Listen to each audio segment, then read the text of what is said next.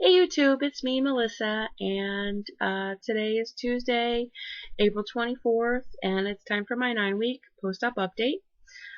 This morning I weighed 265.2, which is good. That puts me down 4.8 pounds since last week, a total of 24.4 pounds since my surgery on February 21st, and a total of 54.8 pounds since my heaviest weight of 320. So that's good. This is just going to be kind of a quick video because I've been feeling kind of crappy yesterday and today. You know, the sore throat and whole thing. And it's been kind of crappy weather here in Pennsylvania the last couple of days. It's just rainy and dreary and kind of chilly. So, yeah. Anyway, so that's my update. I've been trying not to get discouraged because my weight is coming off very slow. You know, I try not to compare my journey with other people's journeys because I know everybody's journey is different. But I just can't help it. You know, I watch all these YouTube videos and, you know, by 9 weeks out, the majority of people have lost, you know, a decent, significant amount of weight. Not that, you know, 24.4 isn't a great amount, but for being a weight loss surgery patient, having gastric bypass RNY, you know, it seems that most people have lost quite a bit more. And then, you know, the little devil in the back of my brain says, well, you know, regular people on a regular diet can lose like 2 pounds a week, and you've only lost 6.4 pounds more than that. But then again, if I was a regular person who could lose weight on a regular diet, I wouldn't have had to have the surgery in the first place. And I'm still pleased that I had it, you know, especially since I haven't had any complications. And, you know, I mean, it is coming off steadily, and so, you know, I'm grateful for that. I don't know if I mentioned this before, but only a few weeks after surgery, while I was still in the mushy stage, I found out that I don't dump, which has not done much to help my weight loss. I mean, I've been making, you know, really excellent choices. Sometimes I make bad choices for eating, but checking back on my food diaries and the weeks that I've lost no weight or just a little bit, there doesn't seem to be any correlation. I mean, you know, a couple of the weeks that I've eaten pretty much perfectly seem to be the worst weeks for my weight loss. The last couple of weeks, you know, I haven't been making perfect choices and I've lost more weight than, you know, those other weeks. So I don't know. But anyway,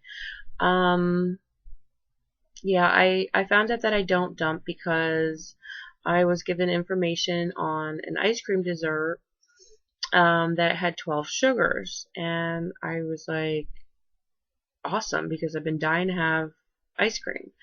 And when I came home and went to put it in my Fitness Pal, it said it had 46 sugars. And so I was like, what? This can't possibly be right. I actually went to the website, and sure enough, there was 46 sugars, and I had no problems whatsoever with that. So, and like I said, I found this out, I was probably in my second week, third week, maybe. I don't know. It was like a week after I started the mushies. So, it's been more difficult, you know, you have to be more mindful. Before that, you know, there was always that fear that if I went over my 8 sugars, I was going to have dumping syndrome, and, you know, that's terrible, and I don't want to experience that. And then, you know, even with the 12 sugars in the dessert, I was like, well, if I only eat half, you know, it'll be okay, because it was a relatively small dessert anyway. But then someone pointed out to me, well, the milk that you put into your protein shakes, they come out to having like 12 to 14 sugars anyway. So it was really good, and so I ate the whole dessert, and I was like, well, 12 sugars, not bad. And yeah, so then I found out it was 46 sugars, and it's been more difficult to say no, but I have been. Like I said, on Easter I had a few things that I probably shouldn't have had, and in the last few days I've had a few things that I shouldn't have had. Usually around that time of the month when I get the bloating and cravings and things like that, it's been way more difficult to say no to the chocolate and things like that, but I have been. And if I do have something, it's just a tiny amount, just to say, okay, you've had a little, move on. And so, yeah. Anyway, I'm rattling on. I don't think there was anything else I wanted to talk about.